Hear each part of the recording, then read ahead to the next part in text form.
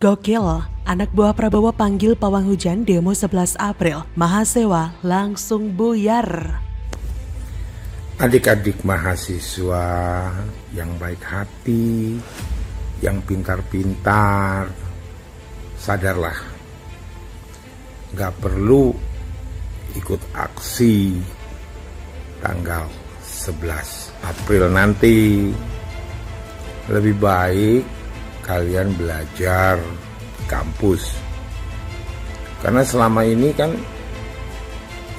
kuliah kalian terganggu dengan adanya COVID-19, lebih banyak online. Nah, tahu sendiri deh, kalau belajar online kualitasnya nggak ada. Begitu juga. Maaf, hari ini saya keras bersuara karena saya ingin tidak ada kegaduhan di negeri ini. Senyampang dengan himbauan dan selaras dengan apa yang dikatakan oleh Presiden, kita tidak ingin ada kegaduhan. Biarlah para menteri bekerja dengan keras sesuai dengan tugasnya. Menteri harus mempunyai kecerdasan komunikasi publik, tepat sama dengan yang selalu saya gemborkan. Masalah kenaikan pertamax, kenaikan minyak goreng, para menteri tidak memberikan komunikasi apa-apa. Saya setuju dengan Presiden.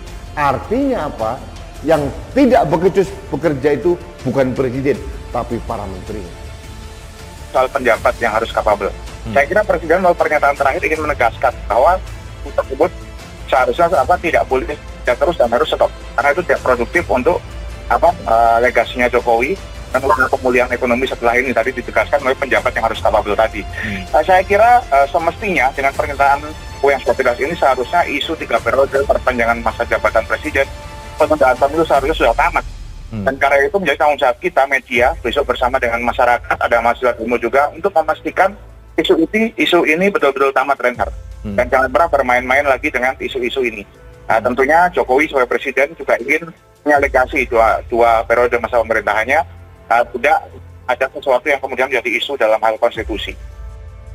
Politisi Partai Gerindra Arief Puyono memberikan saran agar aksi demo pada tanggal 11 April batal digelar, yaitu dengan mendatangkan pawang hujan dan meminta hujan lebat agar mahasiswa bubar dan gak jadi melakukan aksi demo untuk menuntut Presiden RI Joko Widodo. Pada cuitan berbeda, menurutnya mahasiswa yang melakukan aksi demo tak akan sampai 2.000 orang yang hanya akan gembar-gembor saja. Selain itu, untuk para netizen loyalis Jokowi, kata dia, tak usah terbawa perasaan atau kesal, karena menurutnya aksi tersebut tidaklah besar. Seperti diketahui, BEM-SI menargetkan ada sekitar 1.000 mahasiswa yang akan turun ke jalan. Dalam aksi 11 April nanti, mahasiswa akan menyampaikan setidaknya 6 tuntutan, yang salah satunya adalah mendesak Presiden Jokowi memberikan pernyataan secara terbuka kepada publik bahwa dia tegas menolak wacana penundaan pemilu 2024 dan wacana perpanjangan masa jabatan Presiden karena dinilai mengkhianati konstitusi.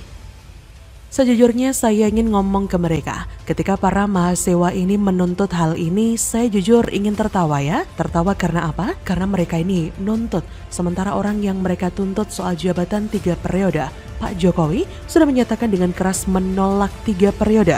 Ini jauh beda dengan Pak Harto di zaman dulu. Pak Harto setahu saya memang punya pernyataan tidak menolak. Setahu saya, Pak Harto sepertinya punya pernyataan bahwa ia akan menjadi presiden lagi kalau rakyat tidak menolak. Memang ada beberapa pernyataan Pak Harto yang memang bersayap, yang menyatakan bahwa ia kemungkinan akan maju kembali walaupun itu melanggar konstitusi. Beliau sama sekali tidak menolak hal itu. Kalau Pak Jokowi mah udah menyatakan dengan keras kalau misalnya mahasiswa itu masih merasa bahwa belum ada pernyataan, mungkin mereka perlu beli cotton bud untuk korek kuping, kemudian coba dengar lagi pernyataan Pak Jokowi. Tuntutan agar Jokowi turun diduga berasal dari sebuah klaster yang secara intensif mengangkat tagar, disertai dengan meme, poster, dan video yang mendorong dan mendukung rencana aksi demo mahasiswa, namun dengan narasi yang berbeda dengan narasi mahasiswa.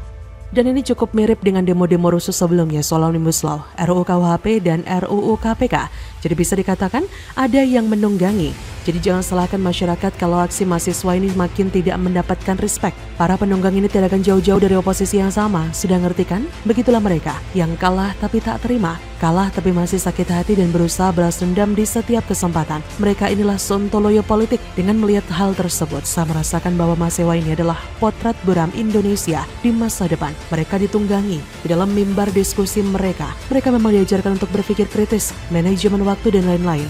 Tapi saya melihat bahwa itu semua tidak mereka terapkan. Semua yang dibicarakan dalam mimbar mereka itu hanyalah berhenti menjadi wacana sementara yang akan menguap bila waktunya tiba. Jadi memang sudah benar jika demo-demo macam ini perlu dibubarkan. Karena selain merusak pemandangan, juga menghambat laju ekonomi masyarakat. Bagaimana menurut Anda?